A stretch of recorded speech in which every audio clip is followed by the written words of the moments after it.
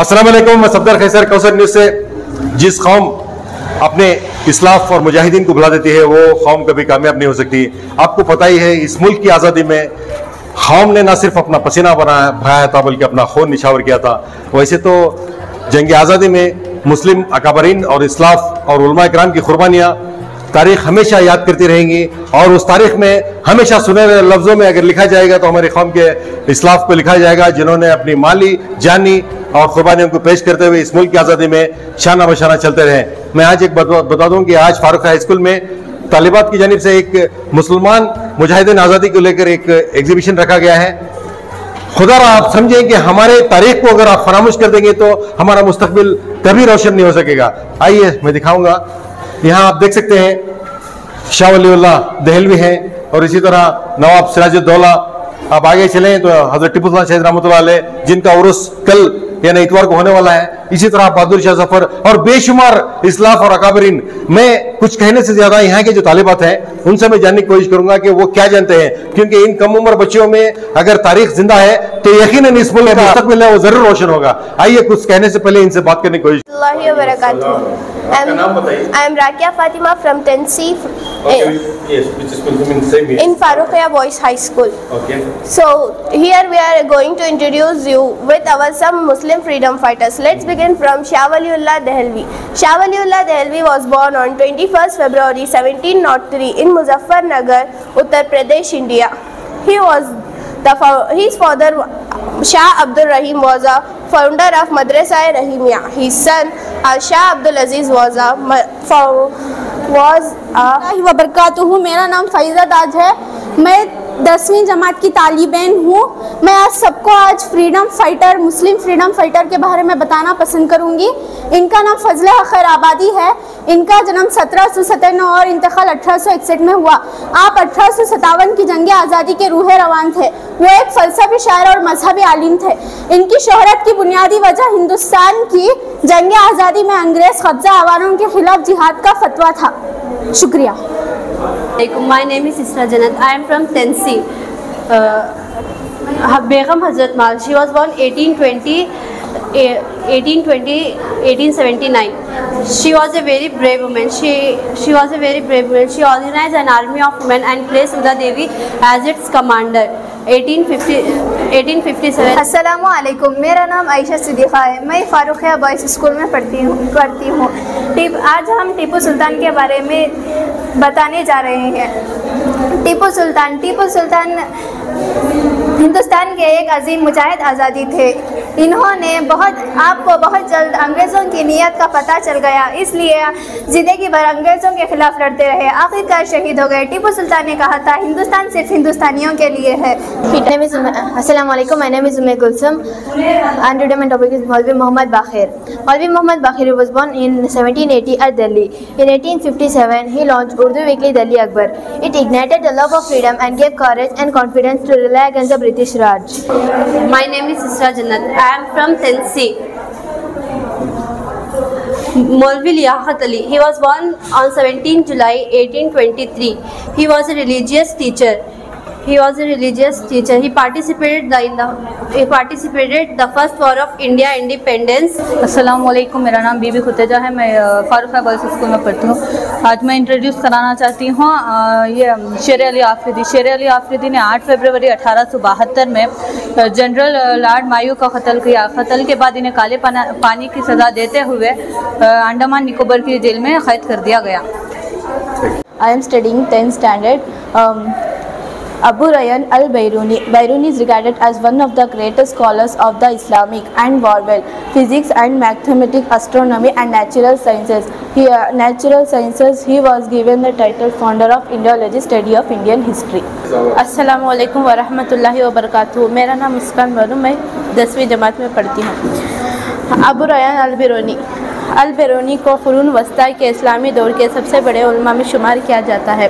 वो सल्बियात, रियाजी, फल्कियात, कुदरती उलूम के अलावा एक मौरी तारीख देन और महल आसानियत थे। वो खवास जामिया फ़ारसी, अरबी, संस्कृत पर इबो रखते थे। Warahmatullahi wabarakatuh. My name is Afra Khanam from 9C.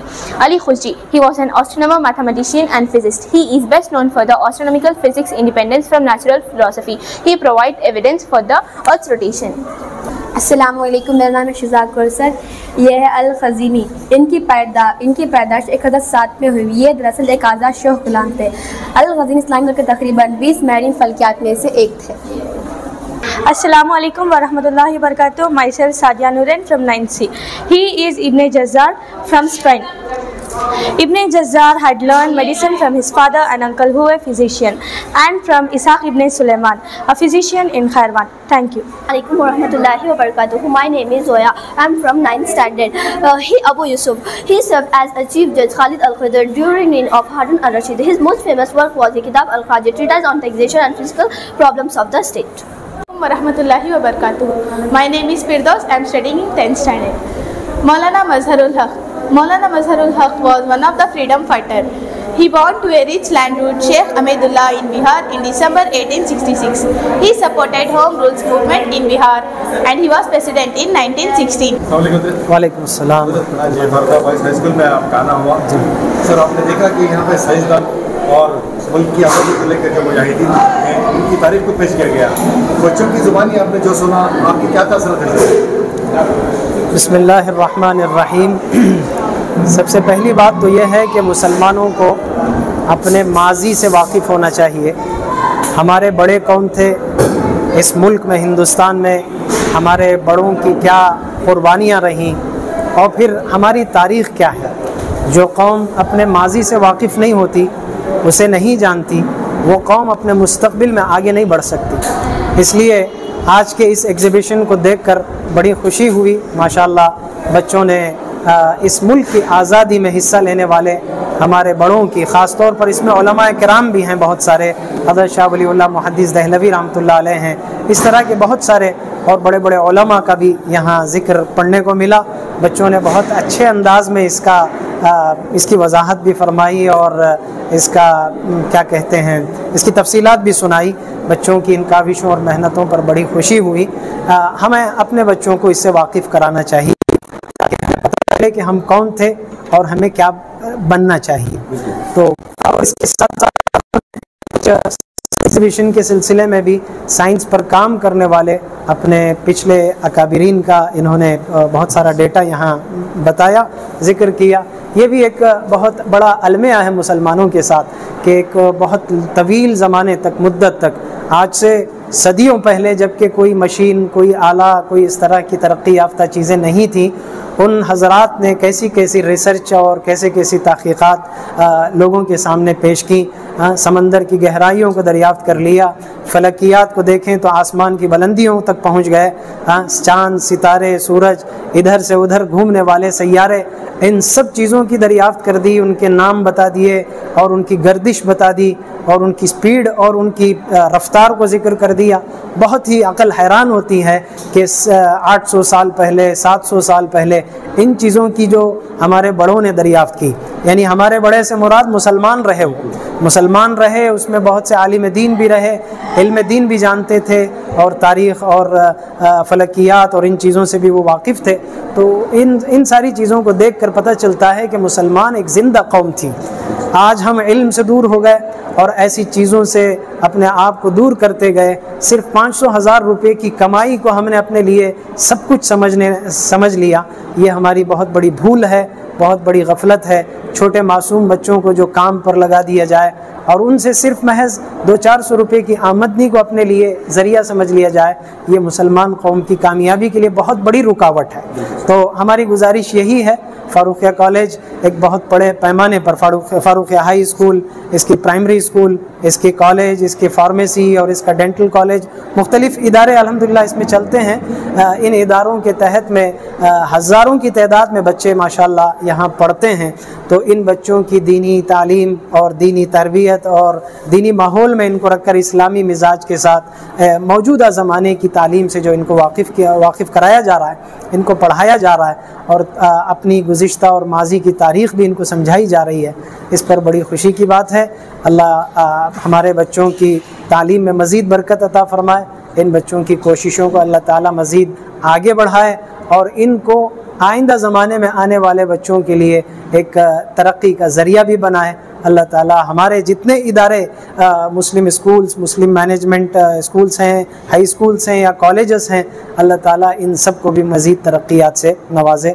इन चंद कलिमात के साथ मैं आपका भी शुक्रिया अदा करता हूँ। जज़ाकुमुल्लाह खैरा।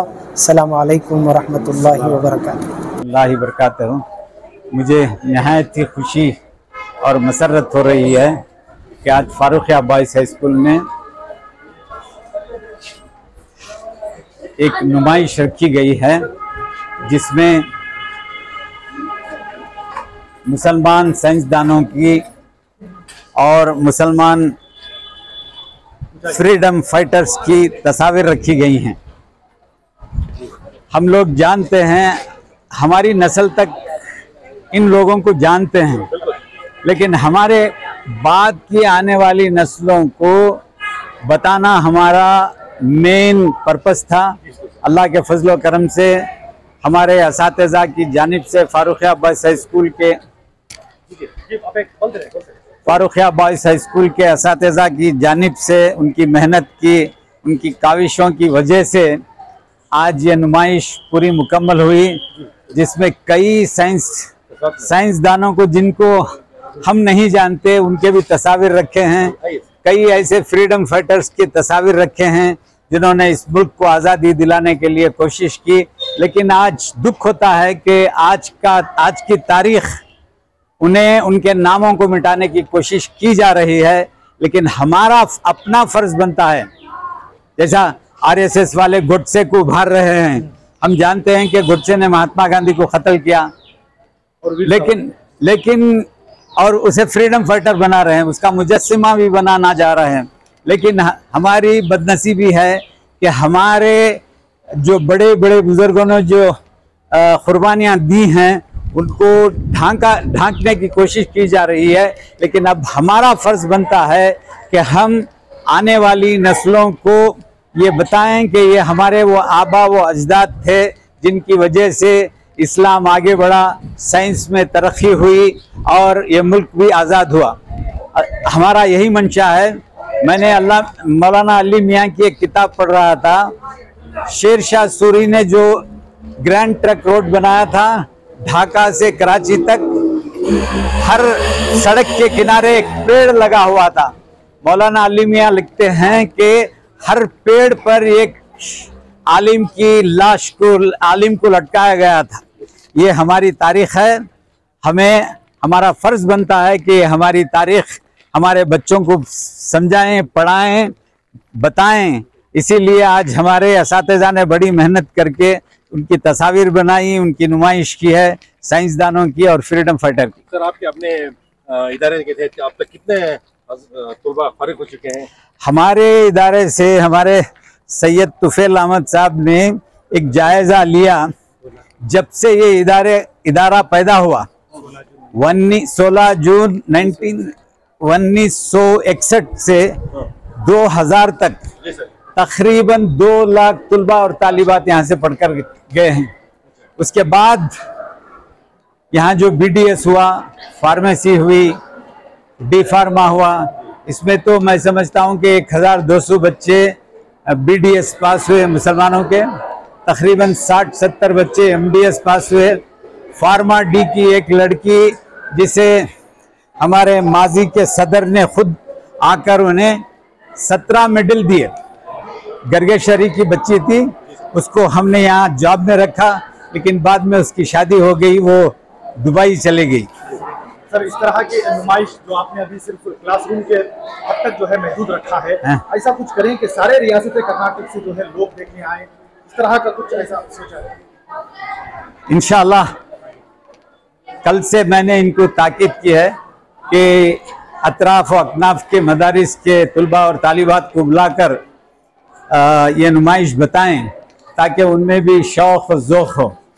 ऐसे कल बहुत कल्चरल एक्टिविटीज़ हमारे यहाँ हुआ करती थी, लेकिन आजकल वो कोविड की वजह से या दूसरे और वजूहात की वजह से बहुत सारे एक्टिविटीज़ बंद हो गए हैं। हमारे यहाँ खुतबात रमज़ान होता था, इस्लामिक क्विज़ होता था, इस्लामिक कंपटीशन होता था, और हमारे यहाँ अली मियाँ अकाडमी के जानिब से दीनी कोर्सेज चलते हैं, और जमात इस्लामी के बनाए गए उनके भी कोर्सेज चलते हैं बोर्ड ऑफ इस्लामिक से। ऐसे कई एक्टिविटीज़ हमारे यहाँ चलते हैं। एक यार अब्दुर्रहमान शरीफ और तुफेल साहब एक अकाउंट बना कर रखे हैं जिसका नाम चिराग है। इसमें एक छोटी सी रकम जमाई जाती है, उस रकम से बच्चों के फीस, कोई बीमार हो गया तो उसको भी थोड़ी छोटी छोटी मदद की जाती है। सर दाऊद खान रोड का जो ये हुआ था फारूक, वो भी डीएड कॉलेज उदयगिरी में शिफ्ट हुए सर। जी जी, मुझे एक खबर सुनकर बेहद खुशी हुई कि उन तलबा को कल से क्लासेस शुरू है और उनकी फीस माफ कर दी गई है। जी जी, ये बेशक खुशी की बात है। वालिदैन ने कहा कि खबर मिली है सर, क्या ये सही है? बेशक।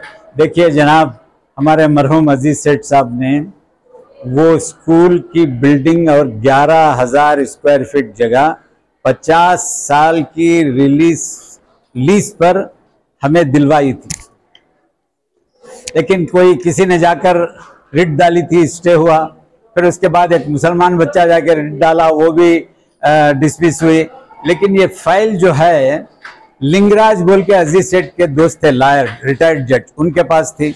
उसके बाद से उनके बेटे के पास आई फाइल, राजा बोल के, वो भी फाइल दबा के बैठ गया था, हमें मालूम ही नहीं था।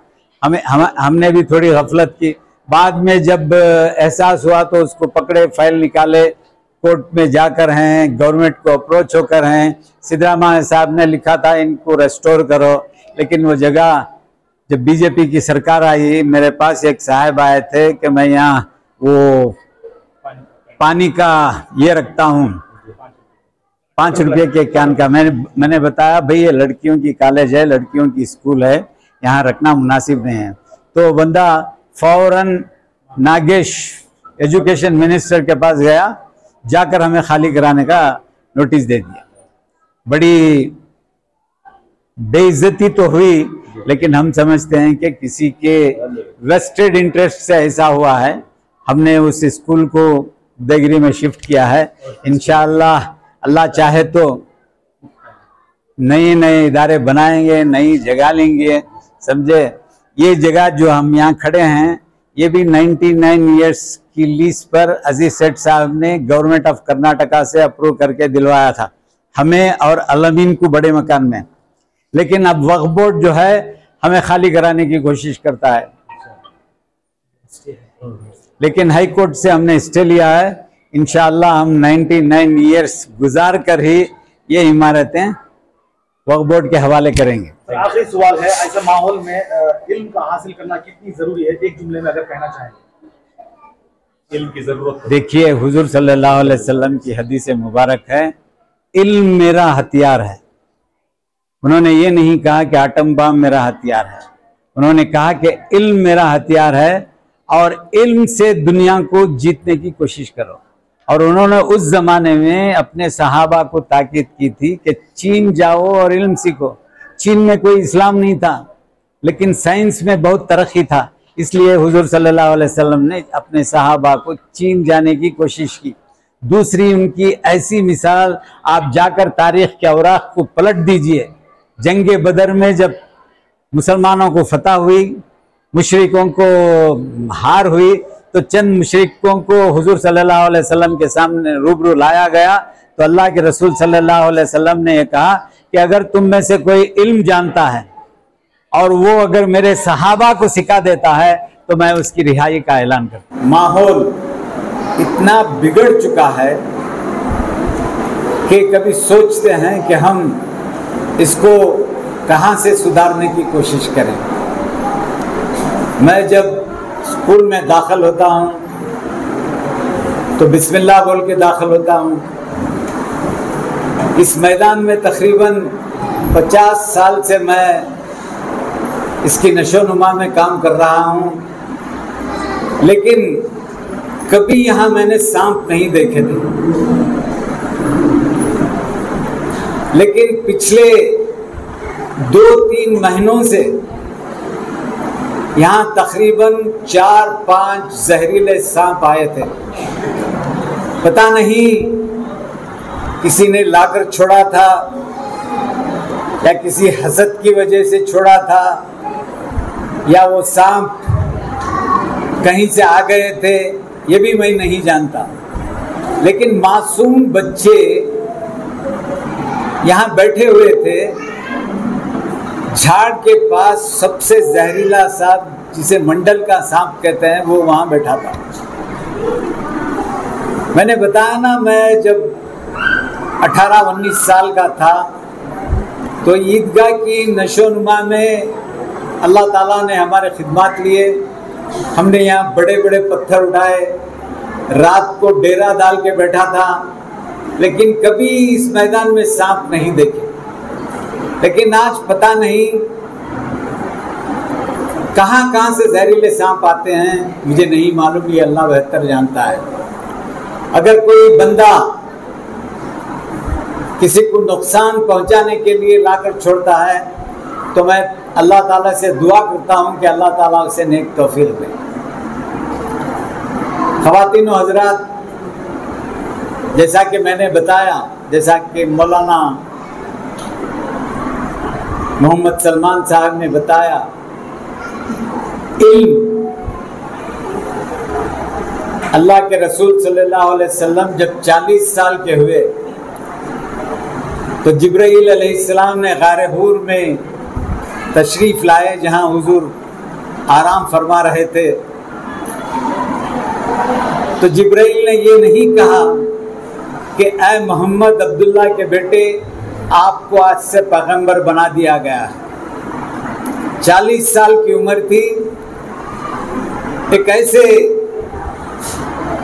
फर्द बने थे, ऐसी हस्ती बनी थी कि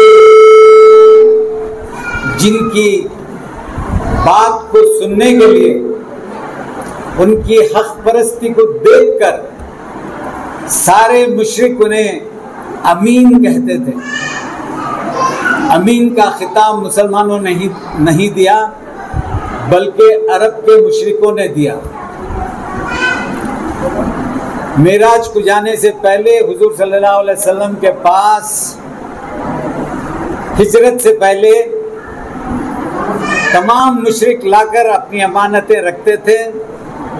हुजूर सल्लल्लाहु अलैहि वसल्लम ने उन्हें लौटा दिया और फिर उन्होंने हिजरत की। अल्लाह के रसूल सबसे पहले मुसलमान होने वाली हजरत खतीजा थी। उन्होंने हुजूर की तबलीग के लिए अपनी सारी दौलत लुटा दी। इसीलिए मैं हमेशा कहता हूँ कि जिस कौम की औरत सुधर जाती है तो वो कौम तरक्की करती है। मौलाना ने उनके पास आने वाले तुलबा को दिन के उर्दू में नाम पूछे तो बच्चे नहीं बताते, लेकिन मैं यहाँ बताऊँ, महीनों के नाम नहीं बोलते, हमारे पैगंबर का नाम पूछे तो नहीं बोलते, हमारे पैगंबर के वालिद का नाम पूछे तो नहीं बोलते, उनके दादा का नाम पूछे तो नहीं बोलते। मैं झिझकने वालों में से नहीं हूँ। कभी माएँ अपने बच्चों को लेकर आते हैं मेरे पास फीस कम कराने या माफ़ कराने, तो मैं उनकी माओं को भी आयतुल कुर्सी पढ़वाता हूँ, तो कोई औरत पढ़ती हैं, कोई औरत नहीं पढ़ती। वो हस्ती का खैर मुकद्दम करने जा रहा हूँ जो इस इदारे के रूह रवा है। अगर इदारा ठहर कर है, अगर चल रहा है, तो ये इन्हीं की काविश है, ये इन्हीं का नतीजा है, ये इन्हीं की जद्दोजहद है, जिनके तुफैल से हमारा इदारा दिन दुगनी रात चुगनी तरक्की की तरफ गामजन है।